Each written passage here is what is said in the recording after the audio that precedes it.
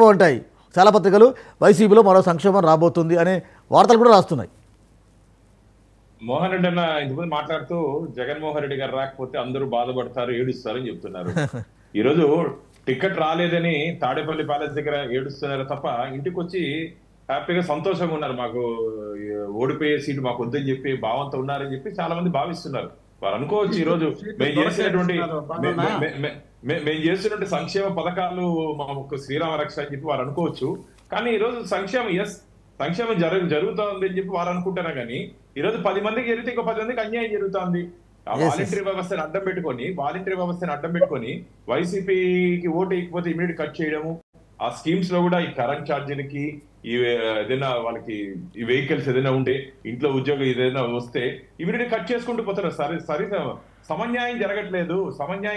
ఒకసారి గ్రౌండ్ లో మనం కానీ వెళ్ళగలిగితే సమన్యాయం జరగట్లేదు. అందరికి న్యాయం జరుగుతుంది. 2.5 కోటి మందికి మేము ఏదో ఇచ్చామని చెప్పి వాళ్ళు ఫిగర్స్ చెప్తున్నారు తప్ప అంకెల గారడిగానే ఉంది తప్ప అక్కడ ఆంధ్రప్రదేశ్ ప్రజలకు నిజంగా వాళ్ళు లబ్ధి పొందారని చెప్తే నాకైతే అనుమానమే అనిపిస్తుంది. ఎందుకంటే మీరు కానీ ఒకసారి వచ్చారంటే వాలంటరీ వ్యవస్థని అడ్డం పెట్టుకుని ఈరోజు కేవలం అది జగన్మోహన్ రెడ్డి గారి సైన్యంగా పనిచేస్తున్నారు. ఎన్నికల్లో వాలంటీర్ మేము ఢిల్లీలో ఎలక్షన్ కమిషన్ గారిని కలిసినప్పుడు కూడా మేము అదే కంప్లైంట్ చేయడం జరిగింది. కేవలం వాలంటీర్ వ్యవస్థని 50 కుటుంబాలకు ఒక వాలంటీర్ ఉన్నారు. ఎవరు ఎక్కడికి పోతున్నారు, ఎవరు ఏ పార్టీకి ఓటేస్తారో కూడా వారు దాదాపు ఒక అవగాహనకి రావడం జరిగింది. కాబట్టి వారిని పెట్టుకొని తద్వారా గెలవాలని చెప్పేది అనుకుంటున్నారు.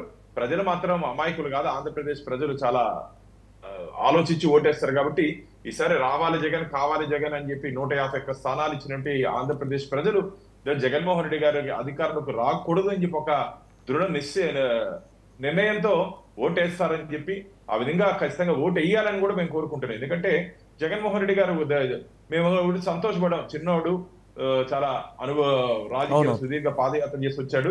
ఆంధ్రప్రదేశ్ కి ఏదైనా జరుగుతుంది అని చెప్పి ఆశాభావాన్ని వ్యక్తం చేస్తాం. కానీ వారు అధికారంలోకి వచ్చిన తర్వాత ఒక కక్ష సాధింపు ధోరణి, ఇది మంచిది కాదు. కక్ష సాధింపు ధోరణితో తన పరిపాలన విధ్వంసంతో, ఎందుకంటే మీరు గమనించినట్టయితే ప్రజావేదికని ఏ విధంగా విధ్వంసం చేశాడో ఈ 4.5 సంవత్సరాల్లో ప్రతిపక్షాలని, పత్రికల్ని కూడా, ఎందుకంటే ప్రజల కష్టాలు ప్రభుత్వానికి, ప్రభుత్వ వైఫల్యాలు ప్రజలకు తెలిపే వారధి పత్రికలు, వాటి మీద కూడా వ్యక్తిగత కక్షలు, వాళ్ళ మీద అరెస్ట్ చేయడం, సోషల్ మీడియాలో పోస్ట్ పెడితే కూడా ప్రభుత్వం అంటే ప్రజలకి హక్కు లేదా?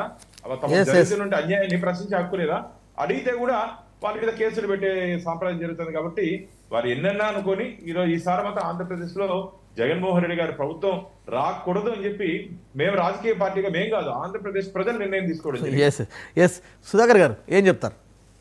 ఇది కరెక్టేనండి. వార్త నాకు డౌట్. హలో. ఎస్